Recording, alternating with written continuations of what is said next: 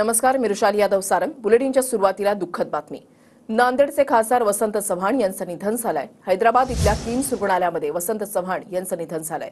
वयाच्या 70व्या वर्षी त्यांनी अखेरचा श्वास घेतला।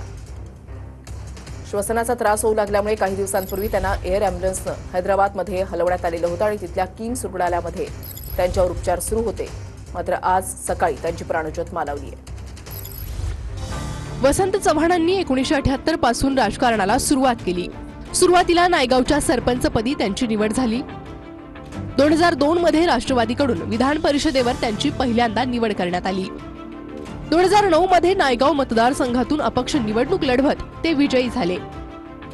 2009 मध्ये त्यांनी काँग्रेसमध्ये प्रवेश केला, तर 2014 मध्ये पुन्हा नायगावमधून विधानसभेवर विजयी झाले।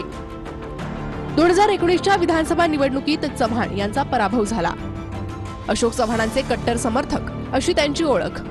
मात्र चव्हाणांच्या भाजप प्रवेशानंतर काँग्रेसमध्येच ते राहिले। चव्हाण भाजपमध्ये गेल्यानं काँग्रेसने नांदेड लोकसभेसाठी वसंत चव्हाणांना रिंगणात उतरवलं। भाजपच्या प्रताप चिखलीकरांचा पराभव करत 2024च्या लोकसभा निवडणुकीत त्यांचा विजय झाला। तर कृषी उत्पन्न बाजार समितीमध्ये सभापती, जिल्हा मध्यवर्ती बँकेत चेअरमॅन म्हणून देखील त्यांनी काम केलंय।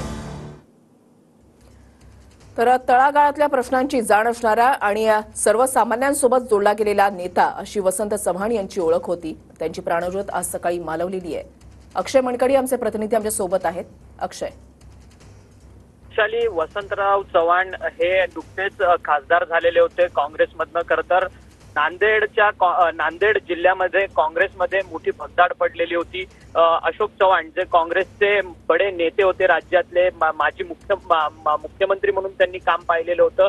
ते ज्यावेळेस काँग्रेस सोडून भाजपमध्ये गेलेले होते त्यावेळेस नांदेडमध्ये भाजपचा खासदार येईल असं सगळ्यांना वाटलेलं होतं। परंतु अशा प्रतिकूल परिस्थितीमध्ये वसंत चव्हाण यांनी कडी टक्कर काटेकी टक्कर देत या 2024च्या खासदारकीच्या निवडणुकीमध्ये पुन्हा एकदा नांदेडमध्ये काँग्रेसचा झेंडा जो आहे तो फडकवत ठेवलेला होता। त्यामुळे वसंतराव चव्हाण यांच्याकडे हे मोठे जायंट किलर जे आहेत ते या संपूर्ण निवडणुकीत ठरलेले होते।